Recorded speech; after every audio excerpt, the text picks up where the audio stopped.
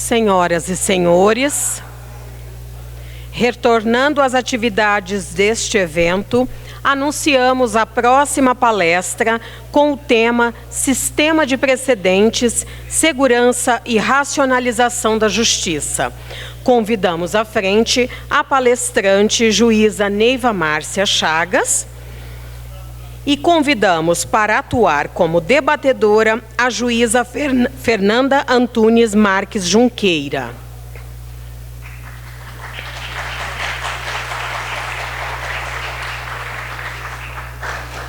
A debatedora é doutora em Direito e Processo do Trabalho Contemporâneo pela Universidade de São Paulo, Visiting Scholar at American University Washington College of Law e professora da Escola Nacional da Magistratura do Trabalho, juíza do trabalho do Tribunal Regional do Trabalho da 14ª Região, autora do livro Dispensa Imotivada, Captura da Subjetividade do Trabalhador e coordenadora da obra Precedentes no Processo do Trabalho, publicado pela editora RT. Possui diversos artigos e capítulos de livros redigidos com ênfase no direito do trabalho.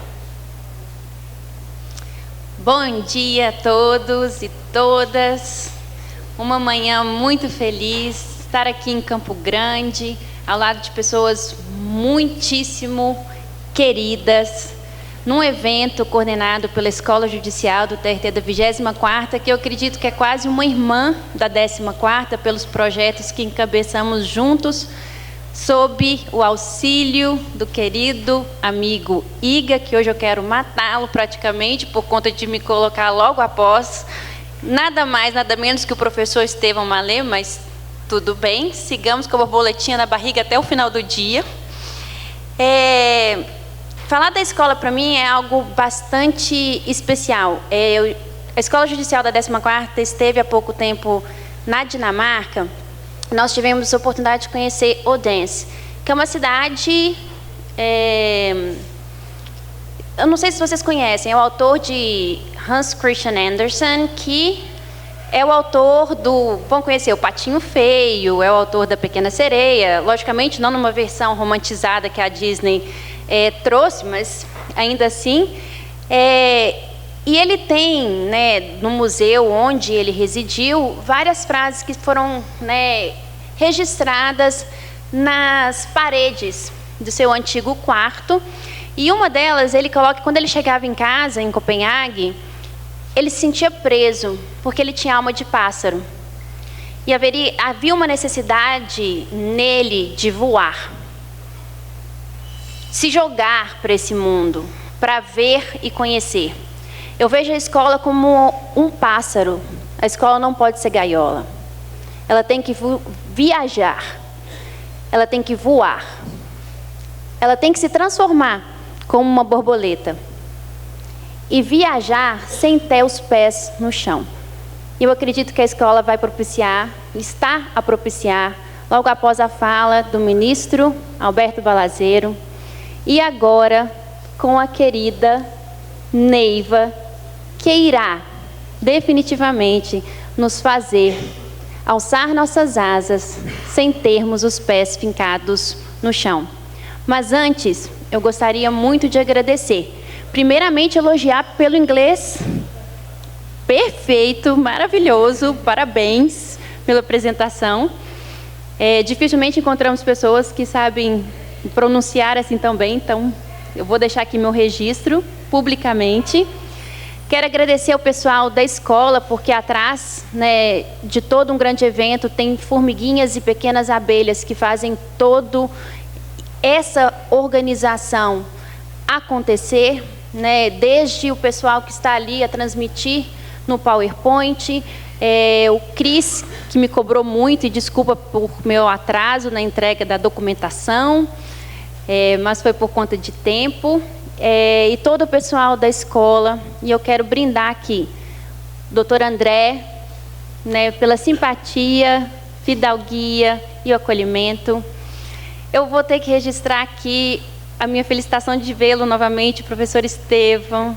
É algo assim que aquece meu coração, porque o senhor é uma pessoa que eu admiro muito e que tem ao seu lado, não podia ser menos, né, uma grande mulher, que eu vou agora aqui registrar minha felicidade de conhecê-la pessoalmente.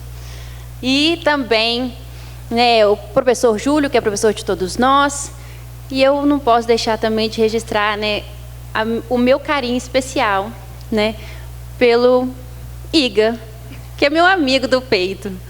Apesar dos pesares, ainda continua meu amigo do peito. E agora, sem mais delongas, porque eu não sou estrela, né? Quem é estrela aqui é a competentíssima Neiva.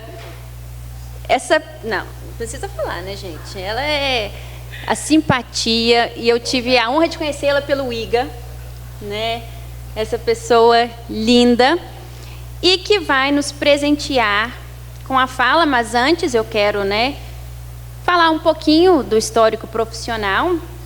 É coordenadora pedagógica da Faculdade de Direito Nobel, especialista em Direito Civil e Processo Civil pela UEL-Embrap, especialista em Direito do Trabalho e Processo do Trabalho pela Ematra 9, juíza do trabalho desde 2001, titular da Vara do Trabalho de Nova Andradina, aqui no Mato Grosso do Sul, foi membro da banca examinadora da prova de sentença do concurso público para ingresso na magistratura do trabalho do TRT 24, isso no ano de 2008, presidente do Comitê de Equidade de Gênero, Raça e Diversidade de 2019 a 2021, coordenadora pedagógica da Escola Judicial do TRT da 24ª no biênio de 2019 e 2020, e já atuou como juíza convocada no TRT 24, isso aconteceu no segundo semestre de 2020.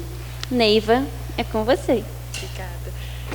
Obrigada pelas palavras, Fer. Eu vou tomar o lugar ali no púlpito, com licença. Obrigada.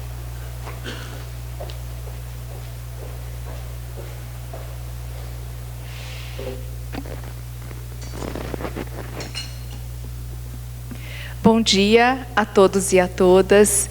E, em primeiro lugar, eu quero registrar o meu agradecimento ao juiz Flávio da Costa Iga, o vice-diretor da Escola Judicial, que me fez esse honroso convite de participar desse evento tão grandioso e tão relevante para nós.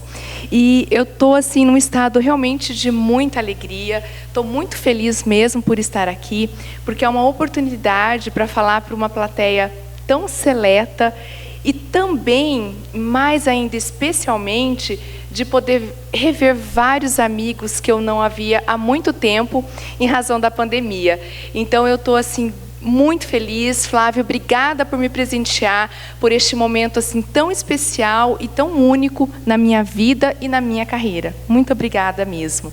Bom, eu quero saudar o nosso presidente do tribunal, desembargador André Luiz, e em nome de quem cumprimento também os demais desembargadores aqui presentes, cumprimento também os juízes, os servidores, membros do Ministério Público e também o nosso querido palestrante, ministro Balazeiro, que nos brindou com uma palestra excelente. Muito obrigada, ministro, pela sua participação no nosso evento. E também não posso deixar de saudar o nosso querido professor Estevam Malê, que veio de São Paulo para nos prestigiar. Então, realmente, assim, é um evento que enche o nosso coração de alegria, de felicidade, e é um contentamento muito grande para mim estar aqui. Bom, eu vou falar sobre o sistema de precedentes, racionalização, segurança e racionalização da justiça. A minha palestra, ela vai estar basicamente ancorada em 4 pilares. Eu vou inicialmente tratar da importância dos precedentes, falar do sistema de precedentes, do common law e da civil law, e do civil law analisado sob uma perspectiva histórica. Depois eu vou tratar brevemente da teoria geral dos precedentes e, por fim, apresentar uma visão crítica e prospectiva do sistema de precedentes, como tornar o nosso sistema de justiça mais racional. Bom, Eu digo que o precedente iniciando pela importância dos precedentes, eu digo que o precedente judicial foi o tema mais relevante introduzido pelo Código de Processo Civil de 2015, porque ele representa um dos pilares do direito, do Estado de Direito.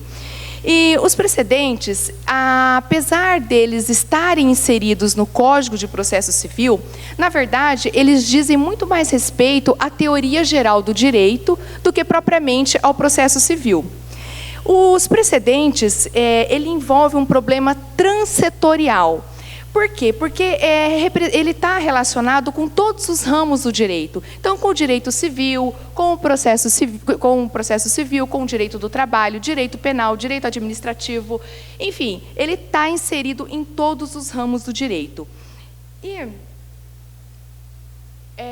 nós dizemos que o sistema de precedentes, ele representa o coração do Estado de Direito. Por quê? Porque ele traz a segurança jurídica, ele envolve a segurança jurídica, a liberdade e também a igualdade.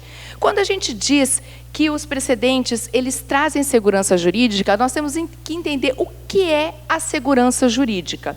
Bom, Humberto Ávila nos fala o seguinte, que segurança jurídica na verdade, dizer de uma forma bem mais simplista, que é um estado de coisas que me permite saber qual é o direito aplicável à minha vida. Ou seja, o direito ele tem de ser cognoscível. Eu preciso conhecer o direito para saber como que eu vou orientar a minha conduta, os meus atos. E diz também que está relacionado à liberdade. O que é liberdade? A liberdade é o poder que eu tenho de praticar ou deixar de praticar determinados atos e saber quais são as consequências desses atos. E a igualdade. A igualdade significa que casos iguais devem ser tratados de forma igual. Se a lei é igual para todos, a gente não pode permitir que haja aplicação, interpretação dessa lei de forma diferente. Porque, num sistema de justiça, embora o juiz ele tenha a liberdade para decidir, mas com esse novo sistema, essa nova forma de entender a jurisdição, nós temos que prestar atenção e se atentar que os precedentes, principalmente os firmados pelas Cortes Supremas, eles devem ter uma observância obrigatória para que a gente possa, então, conferir essa igualdade, essa isonomia. Eu vou citar aqui um exemplo que vai demonstrar de uma forma prática a importância dos precedentes. Com a reforma trabalhista de 2017, foi incluído na CLT o artigo 791A da CLT, o 791A, que estabeleceu a condenação dos honorários sucumbenciais. E aí, no parágrafo 4º, dizia que inclusive o beneficiário da justiça gratuita, ele também teria que arcar com esses honorários sucumbenciais. Isso causou uma celeuma, uma cisânia jurisprudencial muito grande. Então, todas as sentenças que nós íamos proferir, nós nos deparávamos com esse problema. A primeira turma do nosso tribunal, ela entendeu que o artigo 791 da CLT, ele era, sim, constitucional e que deveria ser aplicado ipsis literis. Já a segunda turma, por sua vez, entendeu o seguinte: não, o artigo ele é constitucional, mas a cobrança dos honorários ela terá que ficar limitada a 30% dos créditos auferidos pelo trabalhador. E, em razão dessa divergência, foi suscitado um incidente de arguição de divergência. E eu me lembro que eu estava, nessa época, que em 2000, estava auxiliando no tribunal, fui convocada para auxiliar, e era muito interessante ver, uma experiência extremamente rica, que a gente consegue, até a Paula, né, que está aqui, que me auxiliou, e foi um fantástico o período que eu fiquei no tribunal.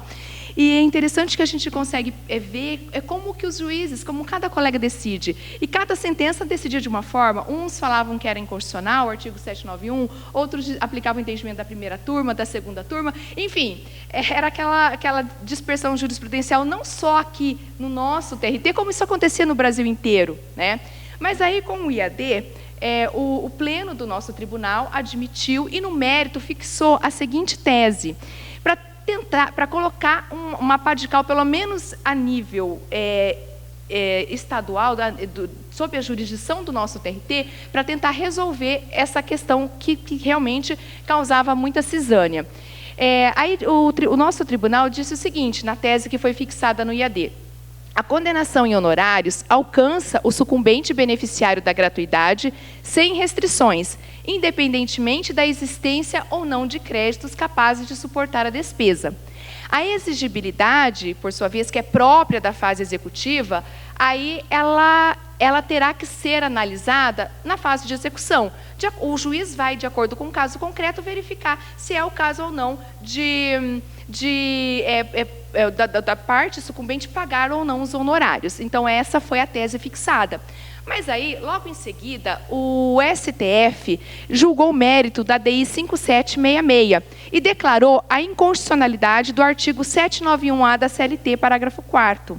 E com isso, o que aconteceu? Colocou uma pá de cal nessa controvérsia.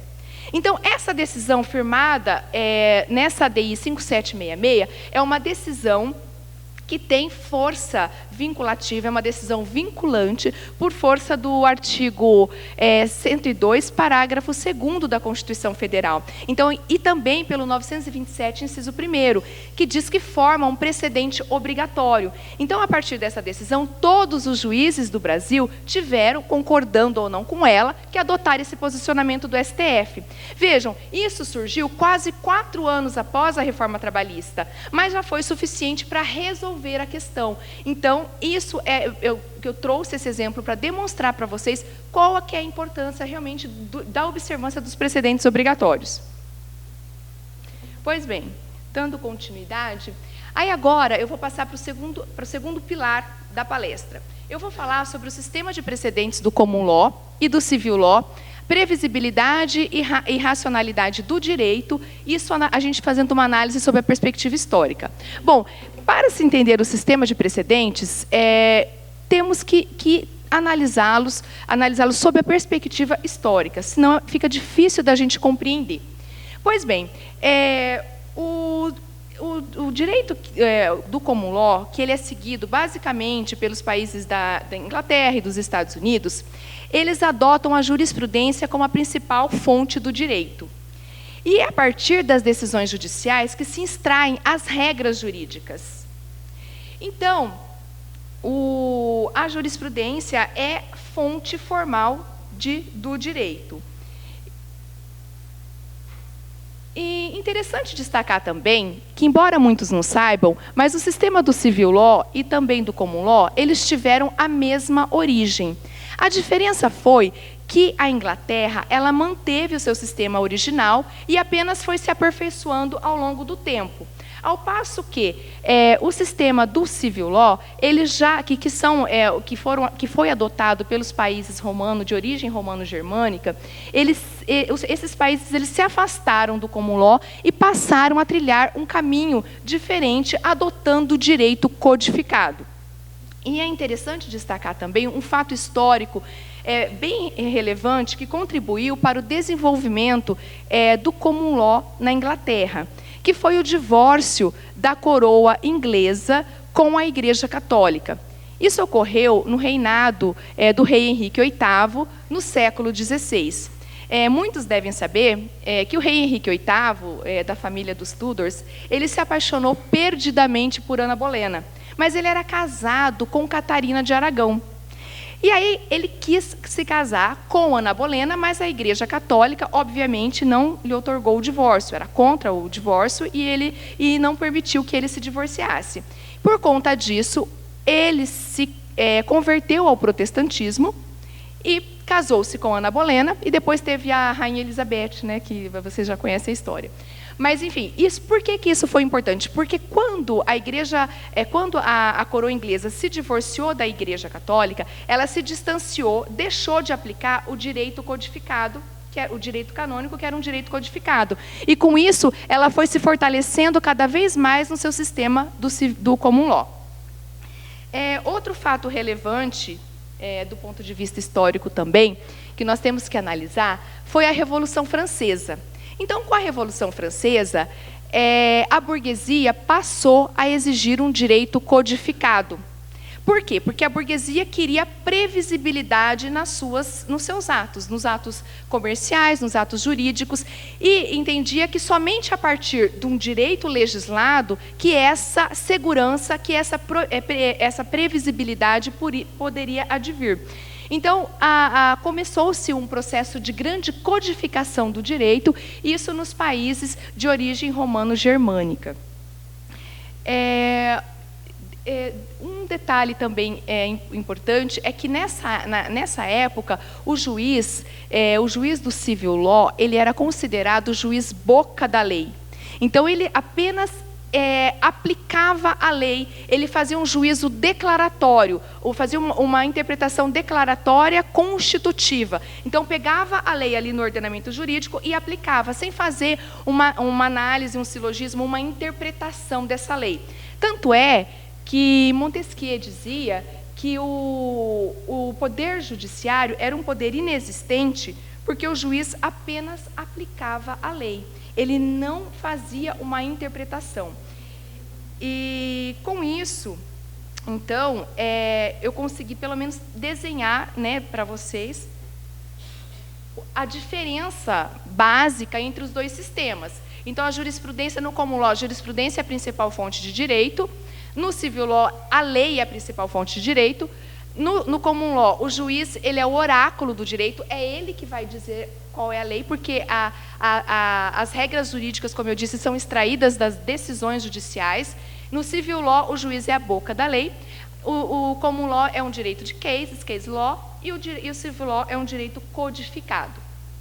Pois bem, mas por volta do século XIX, especialmente a partir dos estudos de Jeremy Bentham, os precedentes que eram até então meramente persuasivos, eles passam da força persuasiva à vinculação. E o Bentham, ele era um fervoroso crítico do common law. Ele dizia assim, que o direito do common law nada mais era do que atos judiciais autocráticos, particulares, que pessoas, em geral, estavam dispostas a atribuir-lhes efeito legal. Então, ele falava assim, olha, essa história de que o direito do common law é um direito que vem dos costumes e é aplicado pelos juízes por meio, que passa de geração em geração e é declarado pelos juízes, isso daí é balela. Na verdade, o direito do common law é aquilo que o juiz fala, é o que está na cabeça do juiz. Então, um juiz decide de uma forma, outro decide de outra. E, enfim, ele disse que era um verdadeiro caos o common law, principalmente nessa época aqui do século XIX. E John Austin, que também era um fervoroso crítico do common law, ele se alinhou a Bentham, e John Austin dizia o seguinte, que a ideia de que os juízes do common law apenas declaravam um direito preexistente era, na verdade, uma ficção infantil. Então, eles diziam assim, olha, esse direito aqui não está servindo para nada. Por quê? Porque não dá segurança jurídica, nós não temos previsibilidade. Então, o common law, ele também está mergulhado no caos. E esse caos decorre dessa falta de previsibilidade. Mas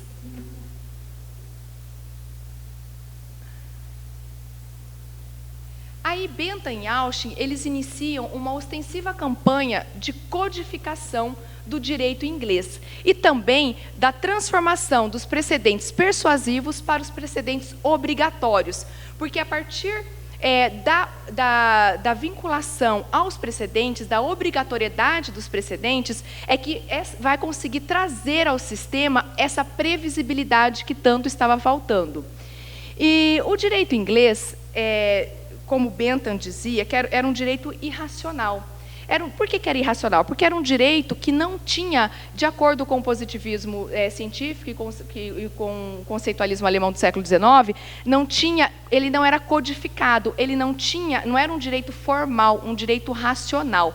Então, ele era um direito irracional e também imprevisível. Mas com a adoção dos precedentes obrigatórios, vejam que os precedentes obrigatórios eles foram introduzidos quase 7 séculos após o desenvolvimento do common law. Então, às vezes a gente tem a falsa ideia de que, junto com o common law, já surgiram os precedentes obrigatórios, surgiram o stare decisis, e na verdade não, porque o stare decisis, como eu falei, eles surgiram no século XIX. Então, justamente para trazer essa previsibilidade que faltava ao sistema.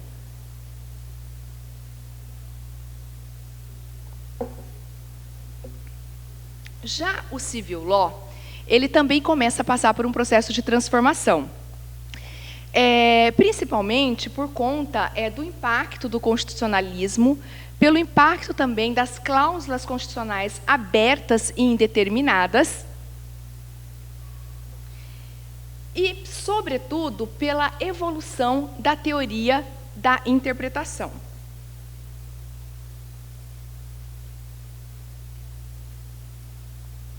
E aí, com a evolução da teoria da interpretação, aí o sistema do common law começa a admitir que um texto normativo ele tem que ele não tem só um significado, ele tem vários significados. De um texto normativo a gente pode extrair várias interpretações e, por consequência, várias decisões judiciais. E é interessante destacar que os precedentes obrigatórios, eles foram facilmente aceitos. A Inglaterra, os ingleses aceitaram os precedentes de uma forma muito tranquila. E aí a gente pergunta, mas por que será que isso aconteceu? E essa resposta vem do clássico e célebre livro de Max Weber, que é A Ética Protestante e o Espírito do Capitalismo. Então, o professor Luiz Guilherme Marinoni, no livro dele, A Ética dos Precedentes, ele traz essa questão para nós, e assim, eu achei muito interessante que nesse livro também, A Ética Protestante e o Espírito do Capitalismo, de Max Weber, ele faz uma relação entre o desenvolvimento do capitalismo e a ética protestante calvinista, para explicar por que os precedentes obrigatórios também a aceitação foi muito pacífica na Inglaterra. Aí o Weber fala o seguinte, olha, o capitalismo ele se desenvolveu de uma forma tão tranquila e encontrou um terreno fértil para ele se desenvolver na Inglaterra, porque por conta da ética protestante. O que significa essa ética protestante? O calvinista, ele entendia que ele acreditava na teoria da predestinação, acredita na teoria da predestinação, e ele pensava o seguinte, bom, para eu angariar a salvação, eu tenho que me considerar eleito por Deus.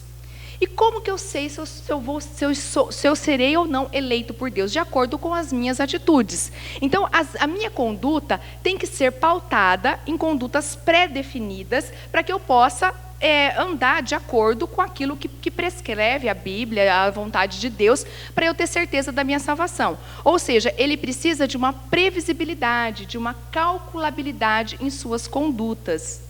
E o capitalismo, da mesma forma. O capitalismo ele também precisa de uma previsibilidade e também de calculabilidade.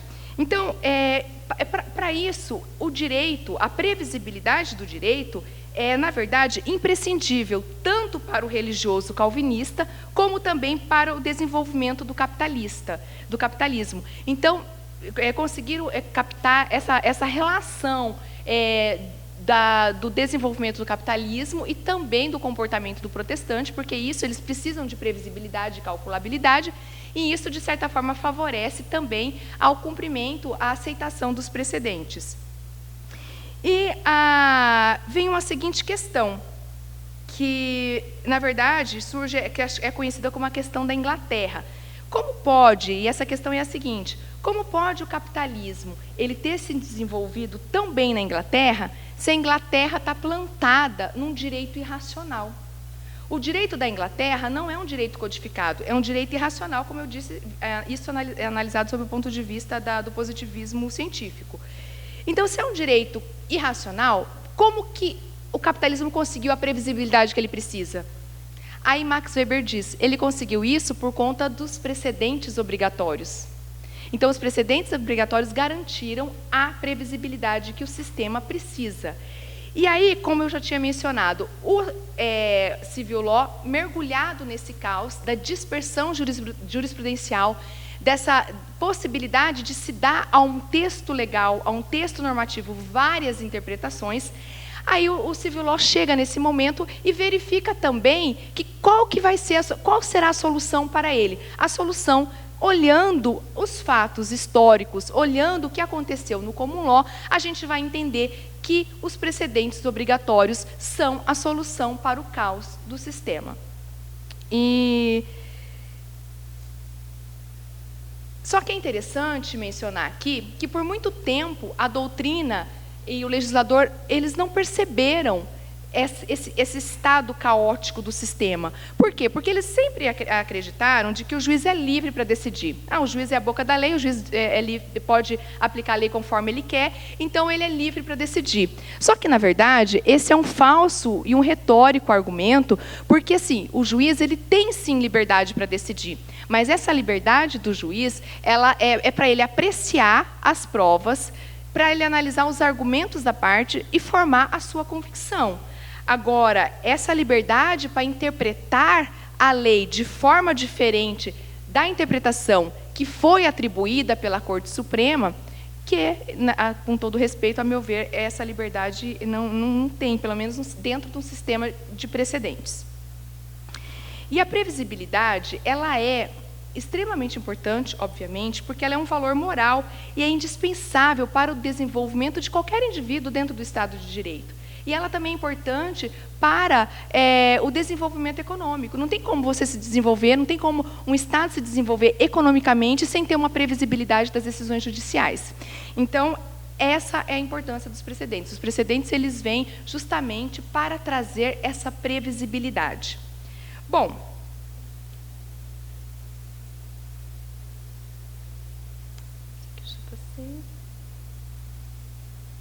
agora, o Brasil, ele tem um sistema próprio de precedentes? Ou ele importou o seu sistema do common law? Bom, a doutrina diverge com relação a isso.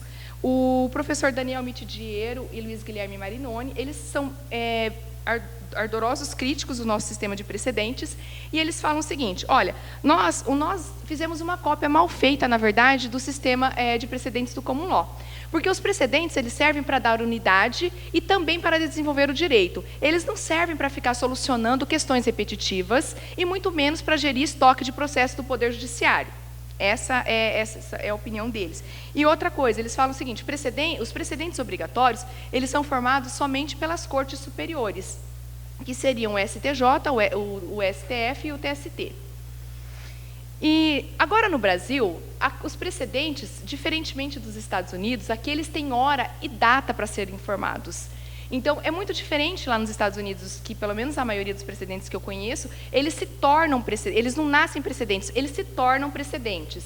Basta a gente verificar esse caso aqui famoso, Marbury versus Madison, que não foi anunciado com todas as pompas e estilo, que o julgamento daquela decisão, que aquela decisão iria se transformar em um precedente, na qual haveria a possibilidade de fazer o controle difuso de constitucionalidade das leis dos Estados Unidos. Muito pelo contrário, somente depois de quase um século, né, Fernanda, que essa decisão foi considerada como um precedente. E aqui, como eu já disse, o precedente, muitos precedentes, eles têm data e hora para serem formados. Só que acontece que nós temos, aí o professor Alexandre Câmara, Miguel Medina e vários doutrinadores falam assim, olha, nós não podemos fazer uma cópia fiel do sistema de precedentes dos Estados Unidos, até porque nós temos problemas próprios, nós temos uma história própria, então a gente tem que procurar soluções que se adequam ao nosso sistema e aos nossos problemas. E eles falam o seguinte, nós temos a questão da súmula também, coisa que os americanos não têm nem noção do que seja. Né? Então, nós temos a súmula, enfim, e nós temos um principal problema, que é a grande litigiosidade. A litigiosidade no Brasil é absurda. O ano passado, o Poder Judiciário, o acervo foi de 80 milhões de processos. É muita coisa. Então, isso favorece a dispersão jurisprudencial e a gente precisa, sim, de um sistema eficiente para poder dar unidade ao direito.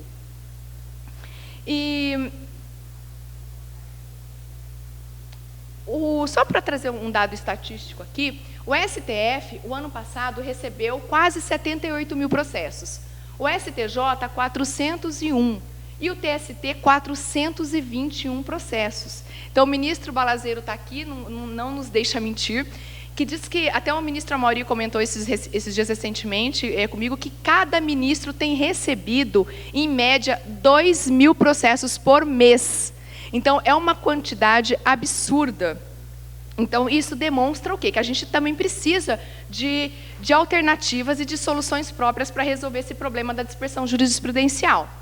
Então, os precedentes brasileira, eles servem para dar, né, o nosso sistema de precedentes, ele visa dar unidade ao direito, obviamente, tratar o problema da dispersão jurisprudencial, reduzir o acervo dos processos, gerenciamento de julgamento de processos de IRDR, de recursos repetitivos, desenvolver o direito, construindo e enriquecendo o seu sentido hermenêutico.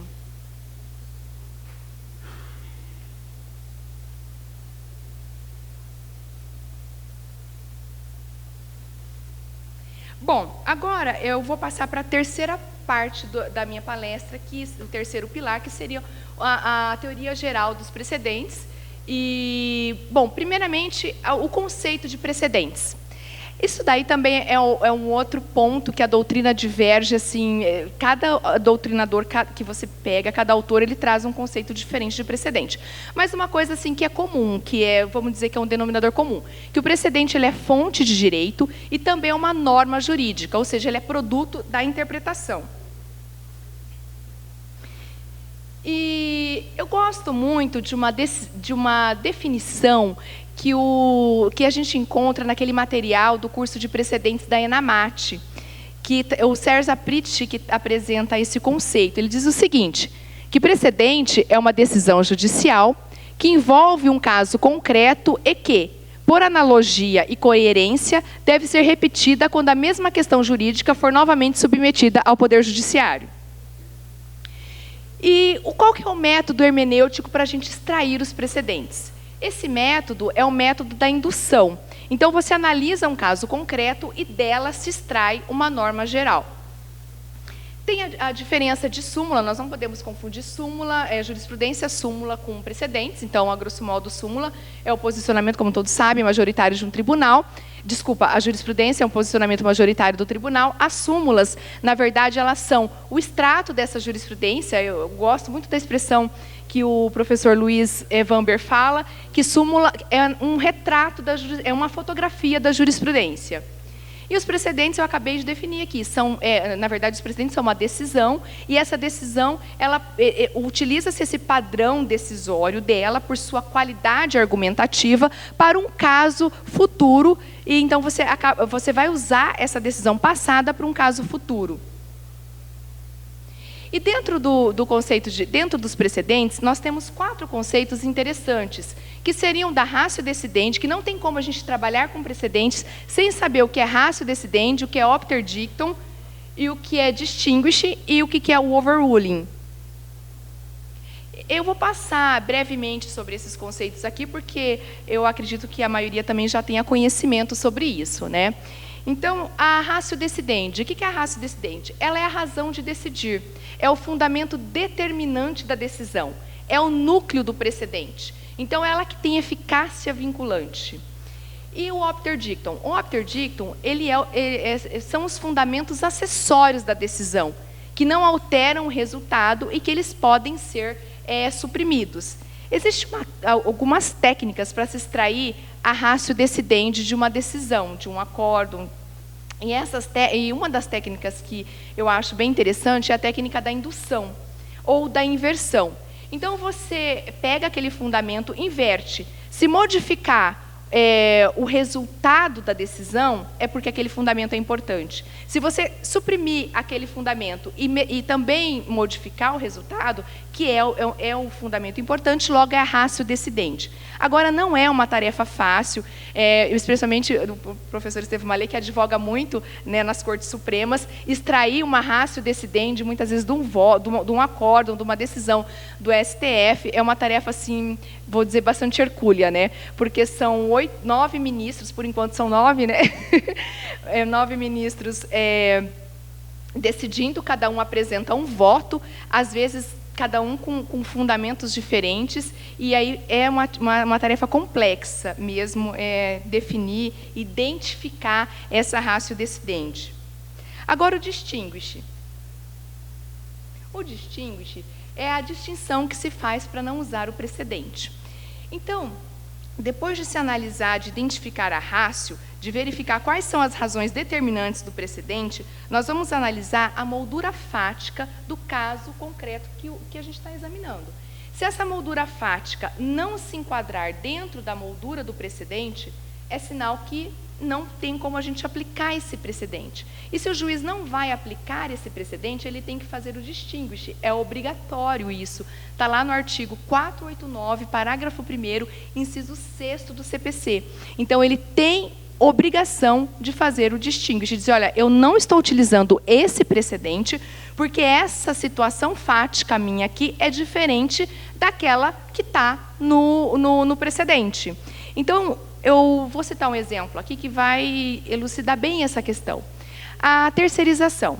Então, o STF, quando ele decidiu a respeito da terceirização, ele analisou a terceirização sob a relação triangular. A tomadora, o empregado e a prestadora de serviços. Ele disse, olha, não forma vínculo de emprego com o empregado, a prestação de serviços do empregado não forma vínculo de emprego com a tomadora, mesmo que seja da atividade fim. E o TST, ele tem decisões, várias decisões, inclusive recentes, eu pesquisei agora, bem recentes, que faz o distinguish desse precedente, não aplica esse precedente na seguinte situação. Então, quando o prestador de serviços, ele está subordinado diretamente à tomadora, quando o empregado está diretamente subordinado à tomadora de serviços, então, ele foi contratado pela prestadora, mas ele cumpre jornada de acordo com as determinações da tomadora. É a tomadora que fiscaliza o seu trabalho, que lhe impõe, né, as obrigações, que determina quais são as atividades que ele tem que fazer. Ou seja, quando tem essa subordinação direta, o TST fala o seguinte, olha, naquele precedente que o STF analisou, não tratou da subordinação direta. Ou seja, a situação não é a mesma, os fatos não são os mesmos, logo, não vou aplicar esse precedente, faz o distinguish. Então, basicamente isso que é o distinguish. Agora, o overruling. O overruling, ele é a superação do precedente. O precedente, ele não é da corte, não é do juiz, e ele não pode ser modificado ao sabor da alteração da corte. Então, mudou a composição da corte, não se pode mudar precedente. O precedente, ele é do ordenamento jurídico. É muito diferente do que a gente vê, né? No Brasil, por exemplo, tem aquele célebre caso do STF, que mudou o posicionamento da prisão em segunda instância em 2 vezes em 7 anos. Né? Então, dentro de um sistema de precedentes, isso não pode acontecer. E vimos também, recentemente, a superação daquele precedente dos Estados Unidos, o famoso superprecedente, o Roe versus Wade, que durou quase 50 anos. Né? Os precedentes, eles só podem ser mudados, basicamente, em 3 situações. Quando ocorre a evolução dos fatos sociais, a alteração da lei, que essa é a hipótese mais frequente, né, de overruling, e também quando tiver algum erro crasso e algum erro evidente no precedente. Os instrumentos previstos no CPC para a formação de precedentes. Então, dos artigos que o CPC tem, que tratam dos precedentes, esse 927, eu digo que ele é o mais importante. Tá? Apesar dele ser tão importante, eu acho que ele não teve uma boa técnica, o legislador não adotou uma boa técnica para poder redigi-lo. Esse artigo diz o seguinte: os juízes e tribunais observarão as decisões do Supremo Tribunal Federal em controle concentrado de constitucionalidade, enunciados de súmulas, acórdãos em IAC, incidente de ação de incompetência, em resolução de demandas repetitivas, em julgamentos de recursos extraordinários e especial repetitivos, aqui entra também o recurso de revista, os enunciados das súmulas do Supremo Tribunal Federal em matéria constitucional e do Superior Tribunal de Justiça em matéria infraconstitucional, a orientação do plenário e do órgão especial dos quais estiverem vinculados. Então, esses aqui, pela sistemática do CPC, esses 5 incisos seriam as 5 hipóteses de precedentes obrigatórios. Mas aí a doutrina vem e fala, olha, se são obrigatórios, por que então que o CPC utilizou a expressão observarão? E não colocou, os juízes e tribunais devem observar.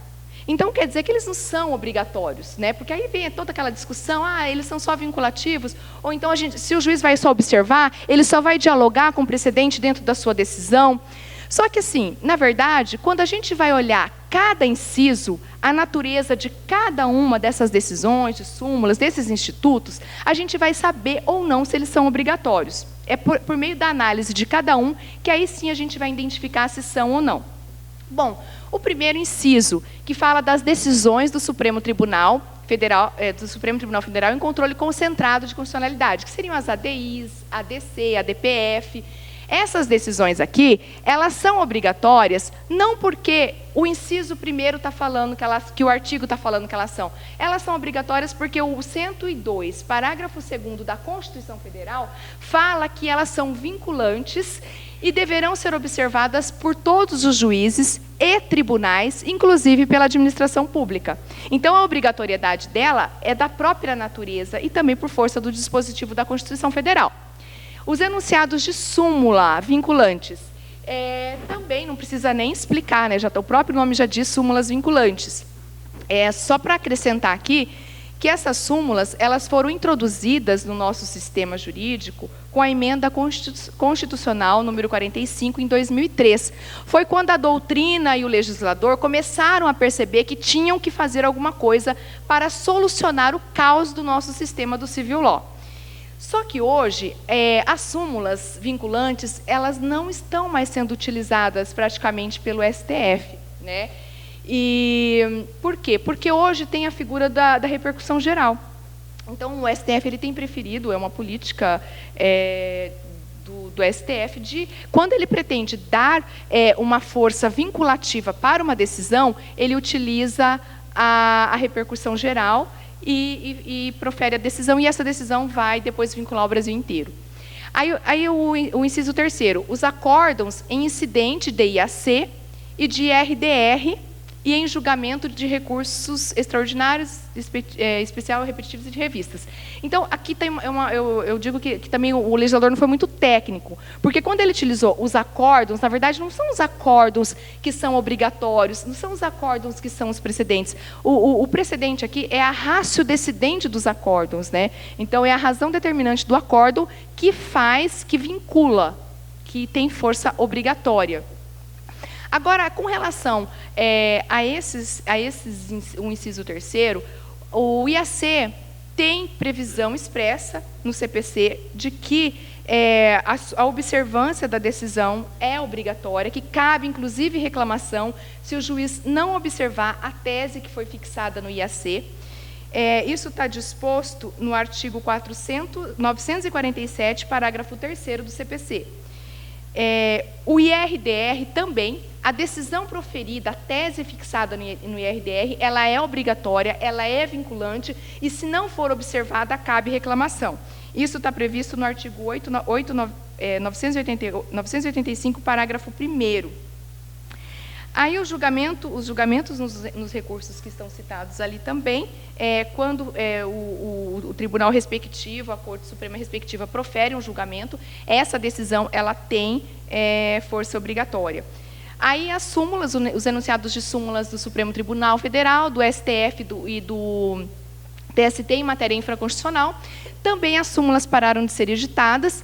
A gente sabe que na seara trabalhista isso ocorreu, especialmente por conta da reforma trabalhista, que também teve o artigo recentemente declarado, né, inconstitucional, mas hoje a gente pode observar, o TST também tem preferido, apesar de ter sido recente a decisão, mas o que o TST está seguindo a mesma linha do STF, de proferir as suas teses, as suas decisões vinculantes nos incidentes de recurso de revista repetitivo.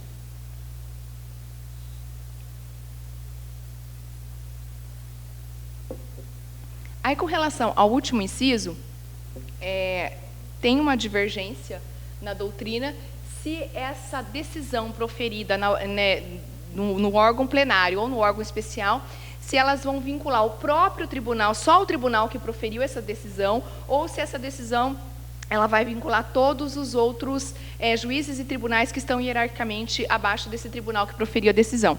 A tese que predomina é a primeira, Fred Didier defende a segunda, fala que não, que todos os juízes e tribunais eles se subordinam, mas não vou entrar em detalhes nisso daqui para não fugir do nosso tema da nossa palestra, mas, enfim, esse inciso aí tem essa divergência. Bom,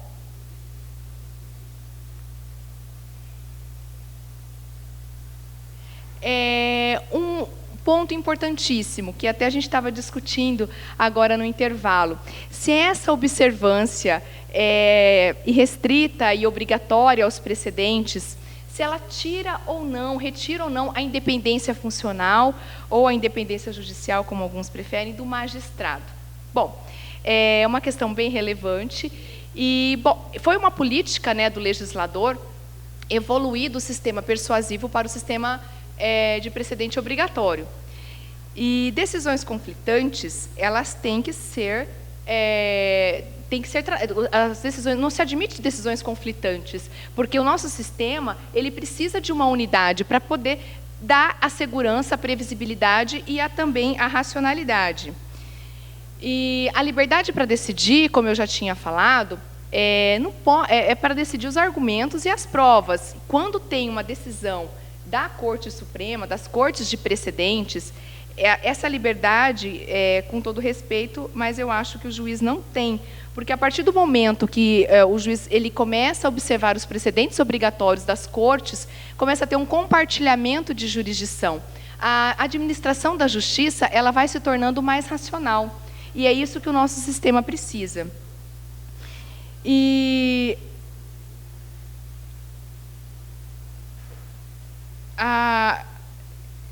com relação à evolução, se a observância dos precedentes obrigatórios, se ela pode ou não impedir a evolução do direito.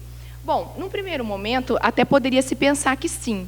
Só que como a gente utilizando muito bem as técnicas do distinguishing e do overruling, essa questão ela pode ser superada, tá? Então o juiz tem como trabalhar, tem como desenvolver o direito dentro desse sistema de precedentes sem impedir a evolução do próprio direito. Agora, quando um juiz não aplica um precedente,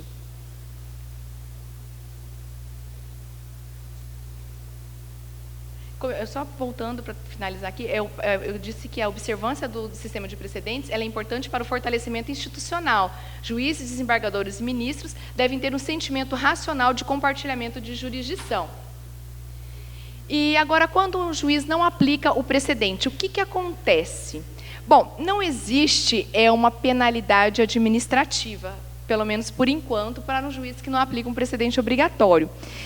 Eu li recentemente um artigo muito interessante que o nosso colega Isidoro Paniago publicou com a Mauri, com o nosso antigo desembargador, que hoje é ministro, né, nosso colega Mauri. E ele fala nesse artigo, os dois falam, na verdade, defendem que deveria sim ter uma penalidade administrativa por meio da corregedoria do juiz que deliberadamente não aplica o precedente.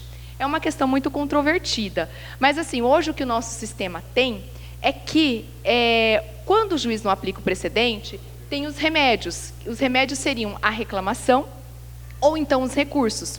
Só lembrando que para a reclamação direta, nós temos os casos do IAC, do IRDR, das súmulas vinculantes e também das decisões em controle concentrado de constitucionalidade. Quando se trata dos recursos repetitivos, não cabe reclamação. Infelizmente, foi uma alteração legislativa que ocorreu em 2016, e aí diz que quando não se cumpre o precedente quando não se cumpre o precedente, aí somente após esgotadas as vias ordinárias é que poderá ser então exigida o cumprimento dessa decisão, né, precedental que foi violada.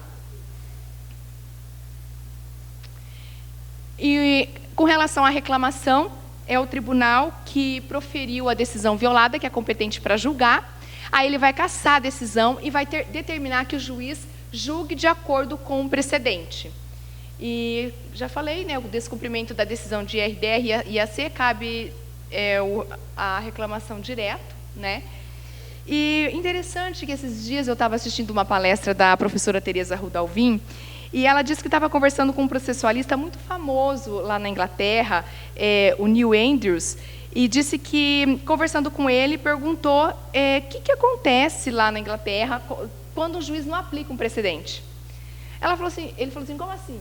Não estou entendendo a pergunta. Ela falou assim, qual que é o remédio que vocês têm para resolver essa questão? Ela falou, mas escuta, aqui não existe isso. O juiz, ele cumpre o precedente, ele já foi ensinado desde a faculdade que ele tem que cumprir os precedentes. Então, foi um absurdo para o jurista.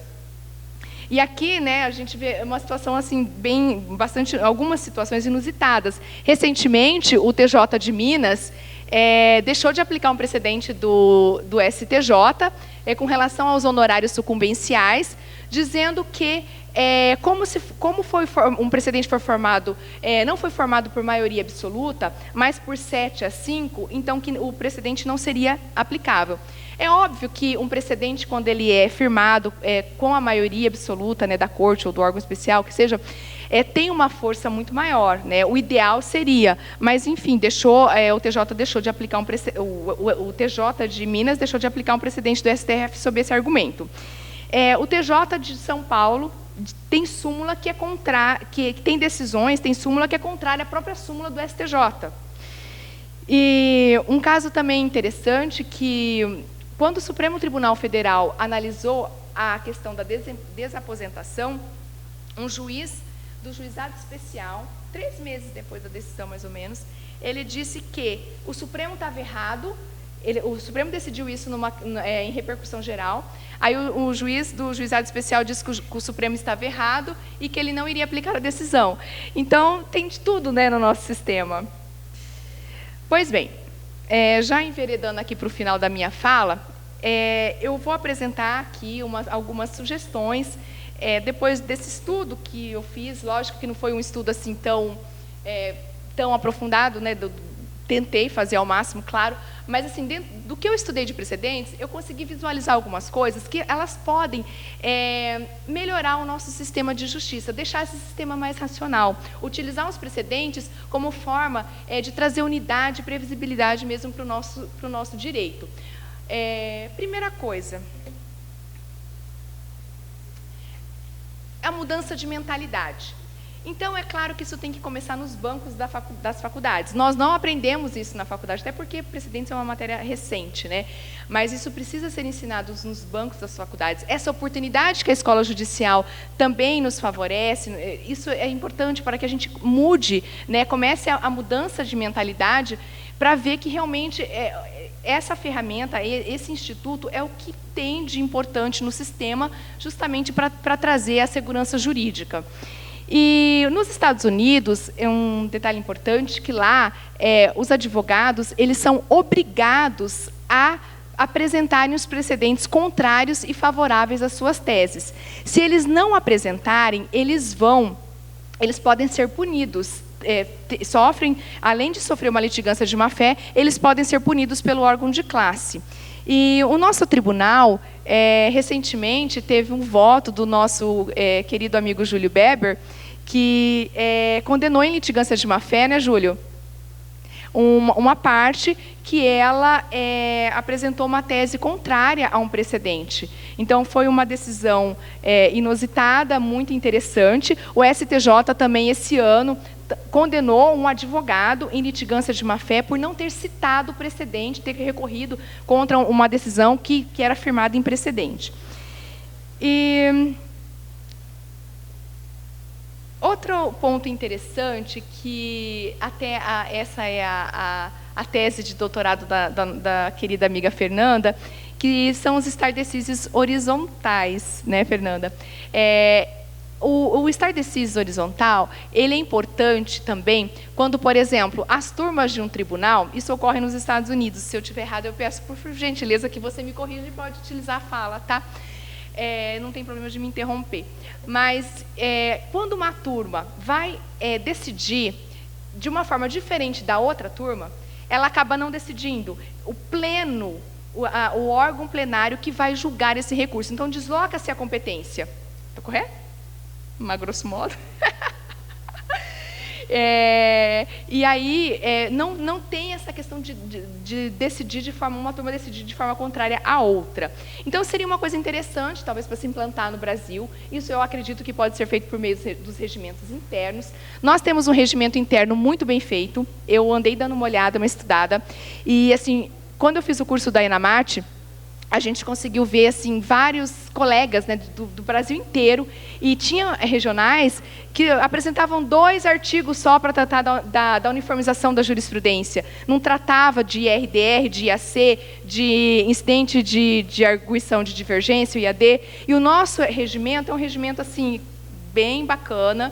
E isso poderia colocar, talvez, uma sugestão, tá? Que, de repente, colocar que quando uma turma for decidir, que isso daí poderia ser... que eles devem observar, então, se tiver a turma for ver que vai decidir de forma diferente a outra, ela pode suscitar um IAD, tá? Deve suscitar, minha sugestão.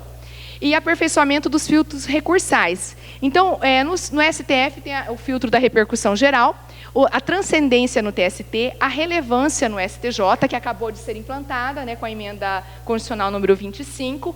E isso para quê? Para julgar menos processos e julgar com mais qualidade. Para que que essas cortes supremas, elas se firmem realmente na sua posição de corte de precedentes, corte de uniformização de jurisprudência, que foi o que o ministro Dall'Azeiro falou aqui na palestra dele. Então, o papel real das cortes supremas é justamente esse, é dar unidade ao direito, é fazer a interpretação do direito e definir esse direito e criar precedentes. E quando tem essa quantidade avassaladora de recursos, isso acaba meio que inviabilizando e prejudicando o papel essencial da corte. E tratando um pouco da transcendência, a transcendência, ela foi instituída pela uma emenda constitucional de 2021, eu não me recordo agora o número, mas ela ficou até 2017 sem regulamentação.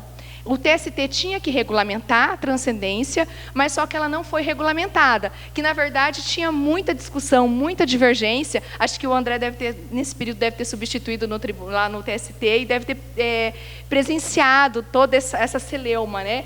E aí os ministros não queriam, de jeito nenhum, colocar no regimento interno a regulamentação da transcendência. Aí agora, com a reforma trabalhista, aí foram obrigados, né, a adotar a transcendência. Só que a transcendência, eu não sei, assim, o ministro Dall'Azeiro poderia depois até argumentar, mas não tem servido de filtro nenhum, né? Na verdade, é um motivo de muita discordância, porque tem turma lá que entende que relevância econômica, por exemplo, são para as ações acima de 300 mil. Tem outra turma que entende que é 30 mil. É assim, mais ou menos? Aí tem a segunda turma que entende que não tem que analisar a transcendência. Então, quer dizer, tá difícil, né? Precisa de uma uniformidade. E uma proposta, talvez seria que a transcendência, tal como a repercussão geral, a transcendência fosse analisada ou pela sessão, pelas sessões especializadas ou pela turma. É complicado? Mas isso pode dar uma racionalização para o sistema. Poderia, de repente, fazer uma interpretação uniforme do que seja a transcendência e unificar essa questão. Porque hoje está uma verdadeira bagunça. Eu assisti uma palestra da ministra Maria Cristina Peduzzi. Ela foi falar no CNJ para apresentar sugestões da transcendência para a relevância. Então, o STJ queria entender qual que era a experiência que a gente tinha com a transcendência para poder regulamentar, desenvolver o Instituto da Relevância.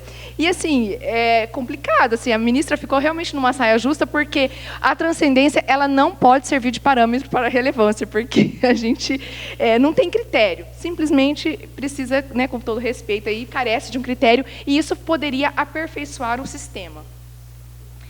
E outra coisa também que é importantíssima seria a mudança do modelo de julgamento do STF. Hoje o STF ele adota um modelo agregativo para as decisões. Aí teria que mudar para um modelo colegiado, decisão in percúria, em que, tal como ocorre na Suprema Corte. A gente viu muito bem isso quando aquele professor João Carlos Souto, né, Flávia, é isso, né?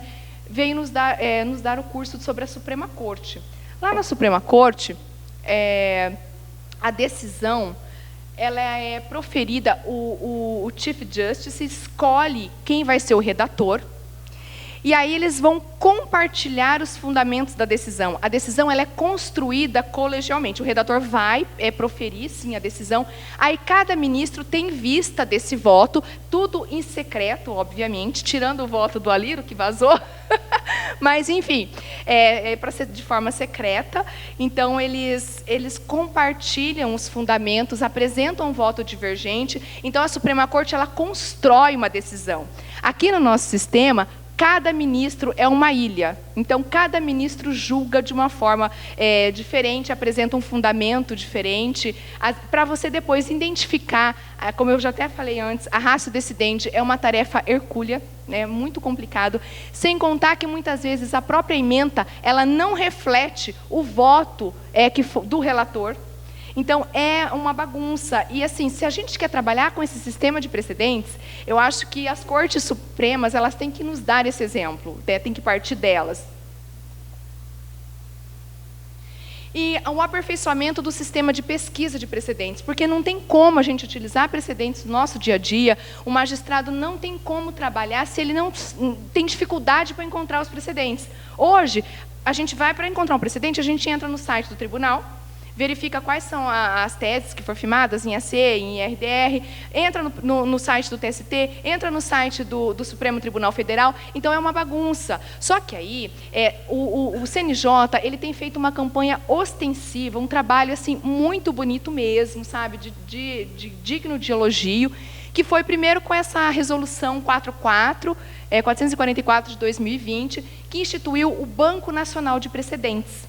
Então, esse Banco Nacional ele vai abrigar ali as decisões de todos os tribunais. Então, quando o juiz tiver que fazer uma pesquisa, ele vai direto no banco. E ali ele vai verificar sobre qual que é o tema que ele vai pesquisar. E, enfim, isso vai facilitar muito o nosso trabalho. E agora, em outubro, ou melhor, em setembro, o CNJ também editou uma recomendação, na verdade, 134 de 2020. Então, para quem gosta dessa matéria, eu acho importante ler essa recomendação, que ali o CNJ ele traça o modus operandi para se formar um precedente, mais ou menos traça algumas recomendações assim de como as cortes de precedentes devem seguir, como os juízes também, né, os juízes aplicadores, juízes e tribunais devem utilizar o precedente.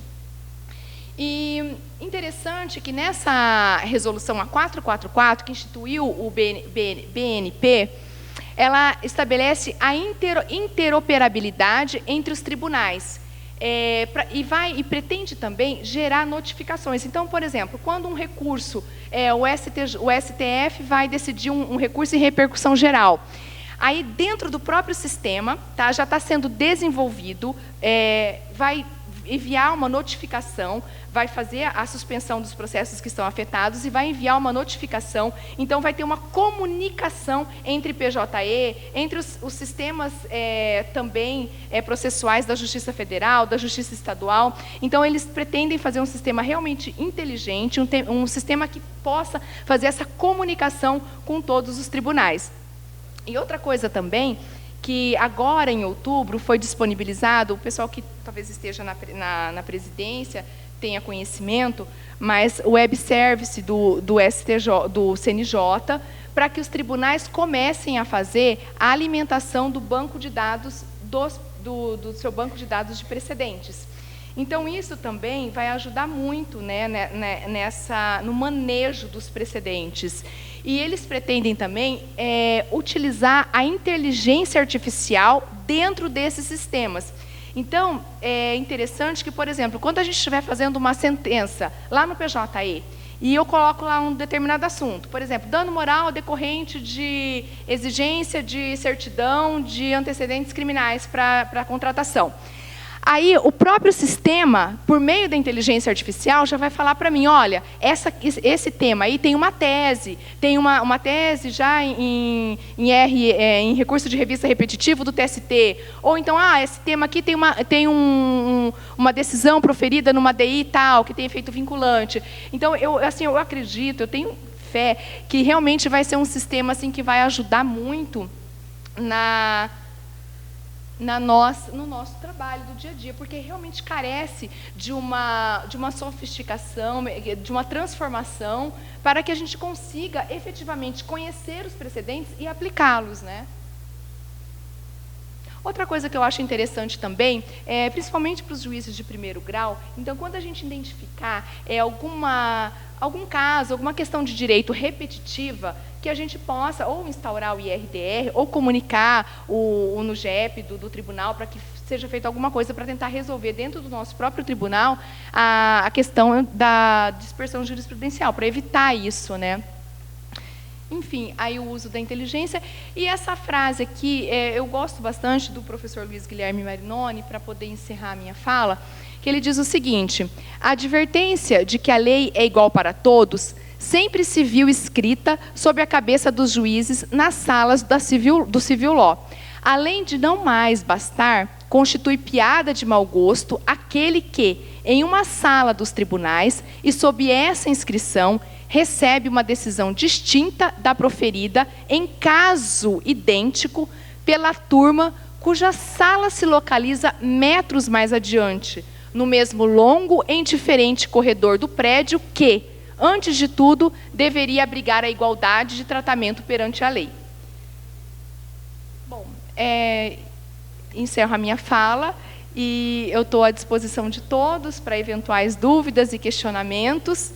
E, mais uma vez, eu reitero aqui os meus agradecimentos ao vice-diretor da escola, juiz Flávio da Costa Iga, pela oportunidade, pelo desembargador André também de estar aqui nos prestigiando e dar esse apoio, né, à escola, que realmente isso faz toda a diferença. E agradeço aos servidores da escola, todos que colaboraram, né, me ajudaram e estiveram aqui comigo, me atendendo e sendo extremamente solícitos na hora que eu precisei. Então, muito obrigada a todos e a todos os colegas e servidores que estão aqui, que me ouviram, tiveram paciência de me ouvir até o final. Fica meu agradecimento e um abraço a todos.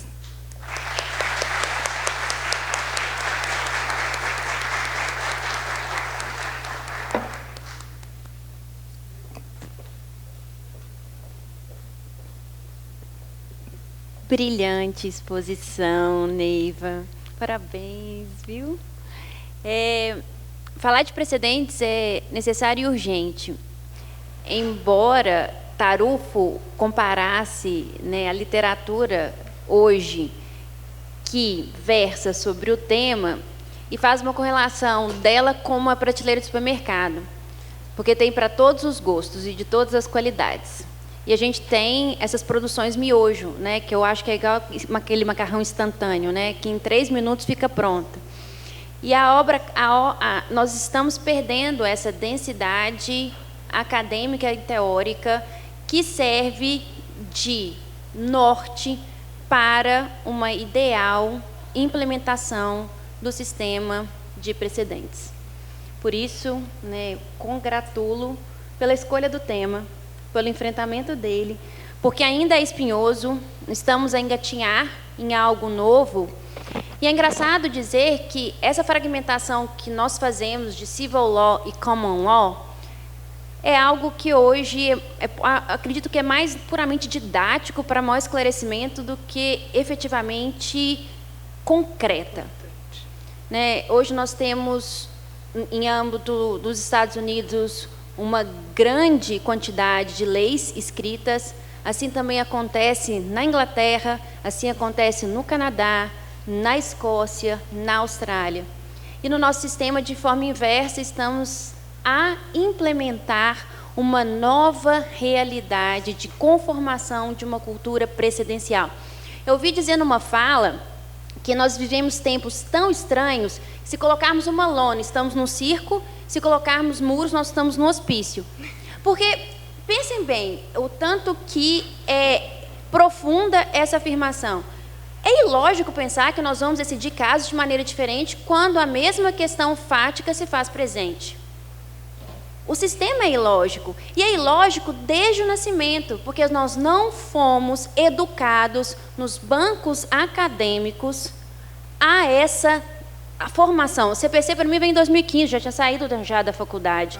E nós somos acostumados a o quê? Decorar lei seca, como se ali esgotasse toda a ciência jurídica num código civil, num código... na minha época tinha código comercial, mas hoje não tem mais... Mas eu não sou tão velha assim não, mas ainda tinha. De toda forma, esgotava o fenômeno jurídico nessas legislações codificadas. Então, nós não somos educados a essa nova mentalidade de obediência, e nem é questão de subserviência, porque nós não somos, né, ilhas estanques suficientes em nós mesmos, como já dizia um poeta inglês, John Donne, mas nós fazemos parte de um sistema muito maior, né? E aí a necessidade ainda de tratarmos, né, e não somente do papel das cortes superiores, e aqui eu vou fazer uma alusão, porque a própria Neiva trouxe, né, um ponto fulcral que é da minha tese de doutoramento, é que os tribunais intermediários eles têm um papel fundamental também, né, nessa cultura. Porque se eu for pensar no sistema norte-americano, apenas 80 processos são conhecidos, como se tem um sistema estável, coerente, íntegro, com apenas 80 decisões. Quer dizer que o protagonismo da conformação de precedentes não está única e exclusivamente na Suprema Corte, embora tenha grande papel na conformação política norte-americana. E aqui, fazendo, né, esse paralelo, colocando a nossa realidade, porque, de fato, não tem como simplesmente importarmos um sistema estrangeiro e tentarmos encaixá-lo à nossa realidade histórica, cultural, que é totalmente diferente, né, dos países de tradição eminentemente de common law, mas nós temos dois aí artigos que acreditamos ser o cânone da legislação, né, de observância compulsória dos precedentes. O 926, que é uma cláusula geral, e o 927. A primeira indagação que eu faria é em relação ao 927, porque a lei diz o que é precedente. E ali nos incisos, se nós fazemos uma análise criteriosa, nós temos mecanismos e ferramentas de gerenciamento de casos em massa, que é o IDR, que nós temos o incidente de recurso de revista repetitivo, incidente de recurso extraordinário e especial. São, né, mecanismos de gerenciamento de processos em massa, não necessariamente precedentes, né, na pureza do sentido do que seria, sim, precedente. Que seria exatamente o núcleo normativo com a aptidão de se universalizar. O artigo 927, ele esgota em si mesmo o fenômeno precedencial, ele encerra um catálogo exaustivo, né? E qual decisão teria aptidão, considerando que você mesmo trouxe que Marinoni e Mitidiero falam que as cortes superiores é que formam precedentes, na medida que os tribunais intermediários, eles formam jurisprudência. Sim, né? Teses, ficam teses. Qual seria, né, a sua posição diante a afirmação, né, desses dois grandes juristas brasileiros, o 927, e a exortação que se tem, eu acho que inclusive nem é do CPC, é constitucional mesmo, de termos um sistema íntegro coerente, né? E, principalmente, que trata casos iguais de forma também isonômica. Queria colocar isso. Eu agradeço o seu questionamento. Realmente, isso favorece, enriquece o nosso debate. É uma pergunta um tanto quanto complexa, né? Mas, assim, só para trazer aqui, abrir um parênteses antes, eu acho interessante que tem um livro do professor Guilherme Marinoni, o Mitidiero também escreve isso, mas o IRDR, ele fala que o IRDR ele não forma precedente, que ele serve, na verdade, como ele resolve questões idênticas, essas questões idênticas, a decisão proferida no IRDR, ela forma coisa julgada sobre questão prejudicial.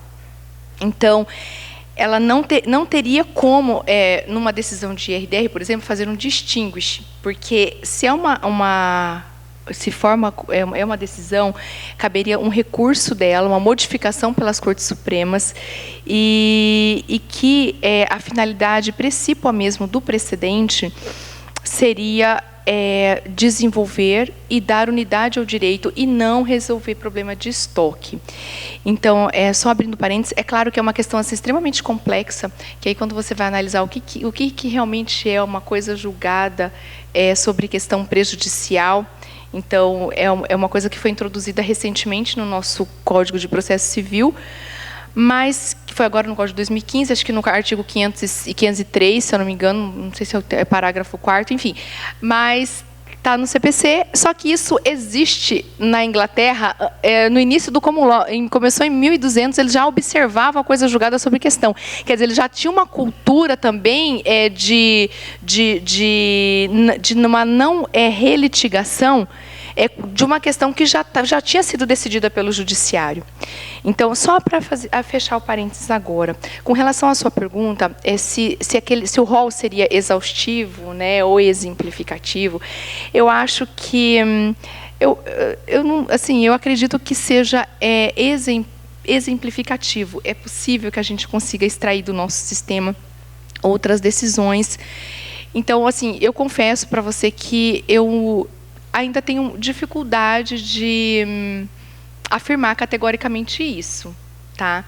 Mas eu acredito assim que dentro do que a gente pode extrair do sistema é possível sim que a gente tenha outras decisões que poderiam sim também formarem precedentes, né?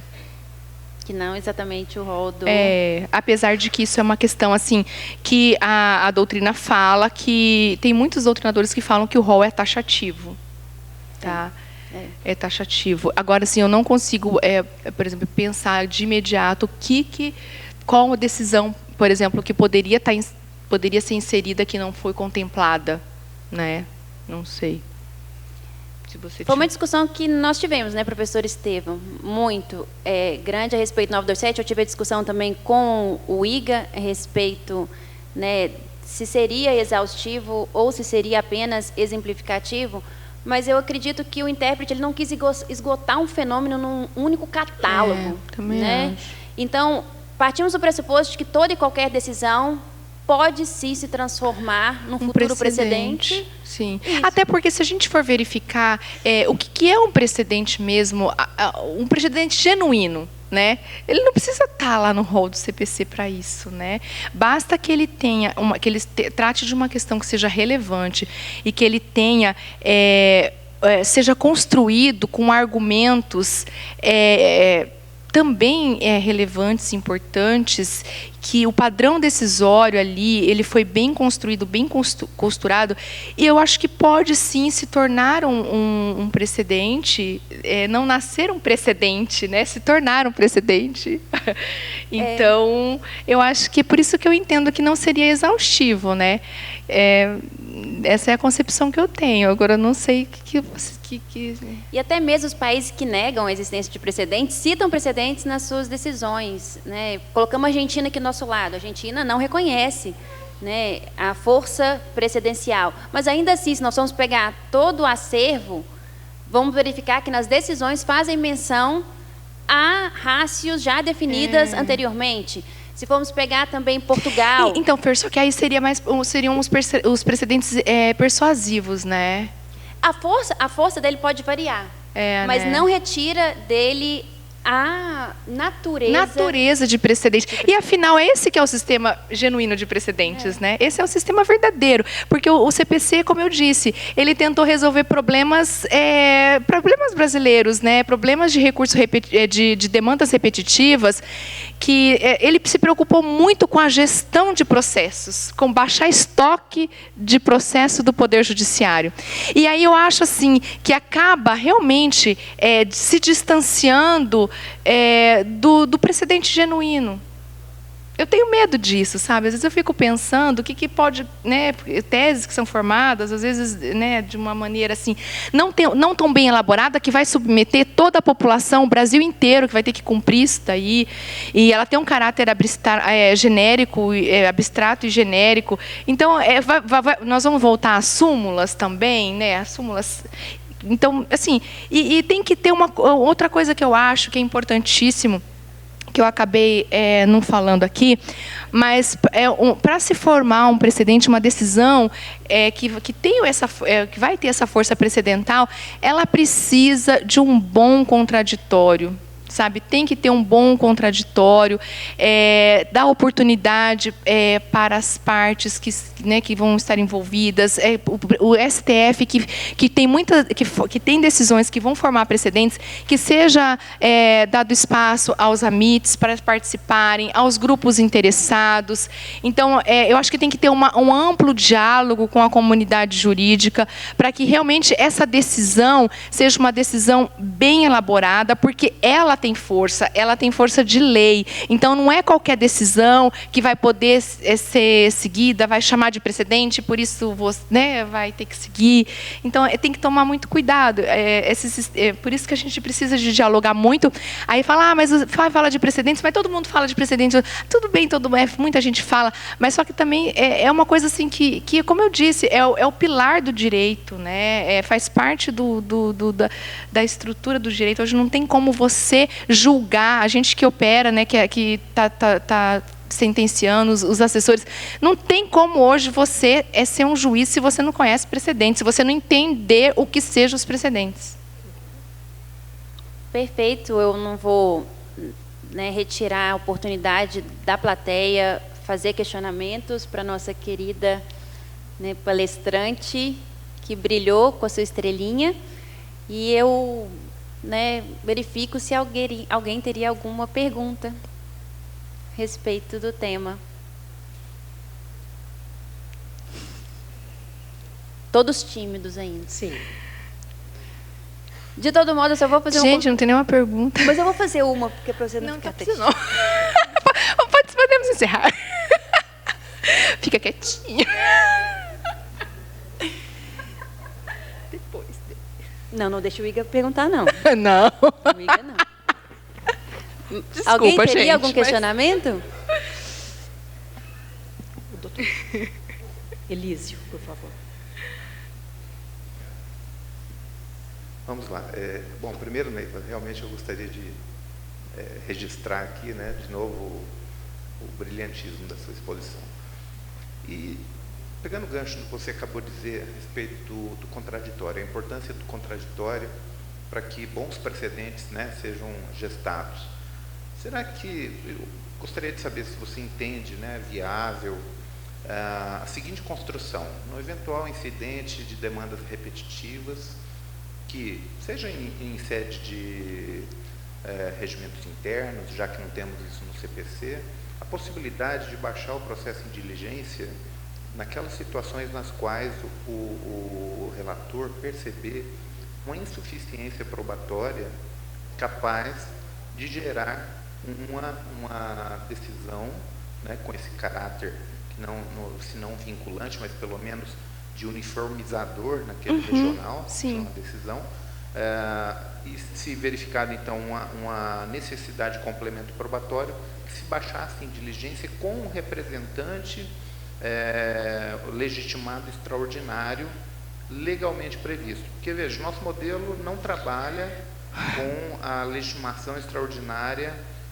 no caso concreto, com o modelo norte-americano, ele trabalha com a prévia designação desses legitimados extraordinários. E quando a gente fala em incidente de decisões repetitivas, é possível e é muito provável que a gente tenha várias demandas individuais. Sim, claro. E a gente confere um caráter coletivo a partir Exatamente, desse incidente. Você entende cabível uma possibilidade, baixar em diligência para ampliar o contraditório, o acerto probatório? Eu entendo ser perfeitamente possível essa possibilidade.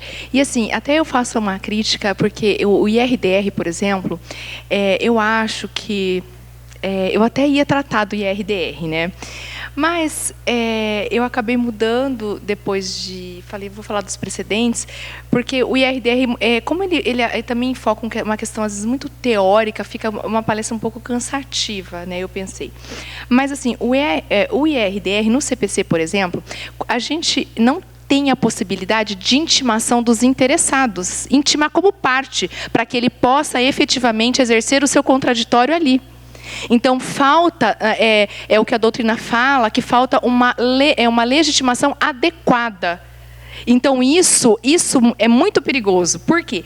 Porque vai se firmar um precedente que é uma decisão, tá, que faz coisa julgada e que vai interferir na vida do sujeito e ele não teve sequer oportunidade de falar, de estar lá na corte para dizer o que ele pensa daquilo. Então, eu acho assim, perfeitamente possível, tá, baixar. Apesar de que muitas questões, como o IRDR, ele trata de questões de direito, mas é lógico que tem questões de direito que dependem de prova. Mas, então, essa parte probatória ela é mais mitigada pela questão própria que o IRDR trata. Mas, assim, eu sou ferrenha crítica a esse sistema. Tá? Eu acho que teria que ter intimação, até porque, senão, inclusive, pode inquinar de inconstitucionalidade o IRDR. Tá? Então, eu penso dessa forma. Não sei se eu consegui responder. Conseguiu, sim. E é por isso que a sugestão, na verdade, e a indagação, era que se baixando exatamente para o legitimado extraordinário complementar esse aspecto. Isso. Ô, Paulo, e você sabe que agora, com o CNJ, ele tentou resolver esse problema, né? Porque isso aí a doutrina já acendeu a alerta, né? Dessa questão do IRDR. E ele recomenda que os tribunais intimem também as partes. É muita demanda? Mas só que tem gente que quer apresentar... Se ele quiser falar, olha, mas o meu caso não é esse, eu tenho outra situação, eu não posso estar enquadrado, meu processo não pode ser afetado, porque a minha situação é diferente. E aí a gente coloca tudo dentro do mesmo balaio, afeta todo mundo, e uma decisão vai repercutir na vida da pessoa que sequer teve oportunidade de exercer o seu contraditório, de ter o seu dia na corte. Então, eu acho complicado isso. Tá? Ministro? Ministro! Ministro é proibido. Estou brincando, fica à vontade, ministro. Se eu não souber, aqui eu tenho auxílios. Pelo amor de Deus, é mais um comentário. Imagino. Cumprimentar pela brilhantíssima exposição. Obrigada. Ele é meu objetivo. Você tocou num ponto importantíssimo, doutor Neiva, que é a questão da transcendência, né? Sim. Que é um tema muito complexo, realmente. Aí o que eu lhe perguntar é porque a impressão que eu tenho, às vezes, é que a transcendência ela ficou dissociada. Porque o que aconteceu? A 13467, de certa forma, matou a 13.015 em relação à uniformização dos tribunais, né? Exatamente. Então, a impressão que a gente tem é que, via transcendência, o TST tem mais poder, mas, por outro lado, também ele fica com a tarefa de uniformizar, às vezes, divergências locais, né? Que não são divergências nacionais. Então, eu imaginaria, inclusive, há um debate no TST sobre a questão, inclusive, regimental, sobre a possibilidade de ter novamente, pelo menos em algumas matérias, nos incidentes, a uniformização nos tribunais. Sim, porque seria é muito estranho excelente. você receber sobre o aspecto... E na transcendência tem um problema, que ela é mal definida, a meu modo de ver, num aspecto do qual o papel dela, se ela é pressuposto de ser mérito. Porque além das turmas não terem ainda há um processo de amadurecimento, tem a definição em que momento você analisa a transcendência. Se é no início, se você tem a série de decisões, evidentemente que, por exemplo, quando você não tem transcrição 896 para o primeiro A, você não teria transcendência porque você não tem a transcrição. Então, a própria análise da ordem da transcendência, ela é complexa. O exemplo dos valores, por exemplo, a 7ª turma, ela tem uma ordem de valores bem clara, né? Em relação ao ministro Cláudio, tem um voto condutor que ele fez uma divisão. Minha pergunta é essa: em que medida a transcendência poderia ser associada com outras medidas processuais, na linha da doutora Fernanda, nos estados, né? Nos regionais? Porque senão a gente fica fazendo um papel que às vezes a questão não está Até começava com o presidente aqui, a questão que foi citada da Suprema Corte Americana, né? Que é aquele velho formulário que você tem que comprovar primeiro que a causa é relevante para ser analisada pela Suprema Corte, para depois analisar. Então, a primeira etapa é tão complexa, né, de você saber se vai ser analisado, e uma das respostas que eu acho geniais é a resposta de que aquele processo não está suficientemente maduro na jurisprudência para ser analisado. Então, às vezes a gente tem um problema que as cortes superiores analisam pela primeira vez matérias que não foram sequer analisadas pelas instâncias inferiores.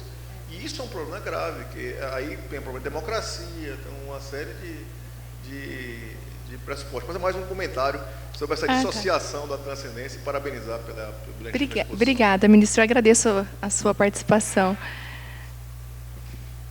Muito relevante. Mais algum questionamento? Ministro, eu poderia só complementar rapidinho a fala do senhor? Pode? Claro, fica à vontade. Da minha tese de doutorado, a gente utilizou com base num incidente que acontece nos circuitos federais norte-americanos, que é o incidente de uniformização, que a gente chamou aqui, né, na tese, de incidente de uniformização in-bank, e lá chama in-bank session. Então, quando se tem possibilidade de uma turma divergir do painel anterior, suspende aquele julgamento, só aquele julgamento, então não tem a suspensão, né, de todos os casos, como acontece aqui de forma usual, porque é praticamente um corolário do sistema, muito embora não seja obrigatória a suspensão. De todo modo, reúne-se, né, os circuitos, né, naquele tribunal de forma plenária para decidir aquele caso concreto em si.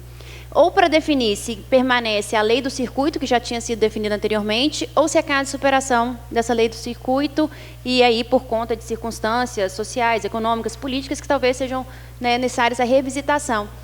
E esse incidente de uniformização em bank foi uma visão prospectiva que a tese de doutorado trouxe para que os tribunais regionais tivessem, diante da extinção do iuge, que nunca teve muita eficiência prática na nossa realidade processual. E agora, né, com essa nova sistemática em busca de uma cultura fincada na observância compulsória dos precedentes, eu acho que viria em boa hora, principalmente pela simplicidade do procedimento, que é totalmente diferente de um RDR e de um AC. É verdade. Até porque esses mecanismos, né, em tese, seriam um mecanismo de gerenciamento de conflitos em massa, né, que nós temos. Então, seria uma versão simplificada, que poderia fazer até alusão à arguição de divergência que o IGA tem aqui, que é filho, eu acho que do doutor André aqui, o IAD que você falou, né, o incidente de arguição de divergência daqui do 24, mas com a diferença que o IAD aqui também está tratando de questões fáticas, né, Iga, da última vez, que você falou que estava tendo tipo uma semelhança ao que eu proponho na minha tese de doutoramento, que é esse incidente de uniformização em bank, a semelhança do que é feito nos circuitos federais. É só para complementar a fala do senhor.